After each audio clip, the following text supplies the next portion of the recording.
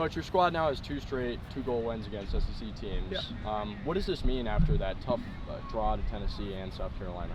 Well, I don't think we've done a whole lot different. I mean, we dominated, you know, the Tennessee game. I thought we were very, very good and created tons of chances. We just didn't capitalize on them. I just thought, for the most part, I think we've got such great belief in our ability to score goals.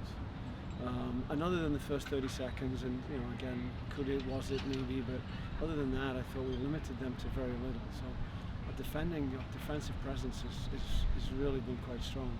But it's nice to know that we've got goals in us, and they're coming from different places. I mean, they were 3 of the best goals I think we scored all year. I mean, we talked about switching the point, we talked about getting 1v1, it's what we do. We have a DNA in our program, and we're going to play and knock it around and side to side, and we knew Kentucky would press us, and we knew if we could handle that pressure, we could get it wide and we could be dangerous. And as a result, we scored 3 great goals from it. So. Right. So in that first 21 seconds, Kentucky scores. What do you sort of urge your team to do to get back on track? We had 90 minutes to win the game. Nothing. Okay. Nothing. Because I have such confidence in their ability to score goals. 5 minutes, I don't know how long it was, 5 minutes, 6 minutes later, we went back down. What a response. There's something about this group. They believe in each other, they work hard, they go down, you know, they don't necessarily think it's over. You know, we just said, you got 90 minutes, it's fine. I'd rather be in the first 30 seconds than the last 30 seconds like it was against South Carolina, right? So, you know, we just move on. And what do you think about your team's 4 yellow cards today? Like, did you like the aggression? Do you think they were warranted? Yeah, I'm not going to argue whether or not they're worthy or not. I mean, every opinion of a referee is, you know, I mean, it stopped the game from getting too chippy. I mean, the LSU game on Thursday night had a red card and a bunch of yellow cards. So I think when you get against a team like Kentucky who's physical and they're tough and they're very well organized, that's going to happen.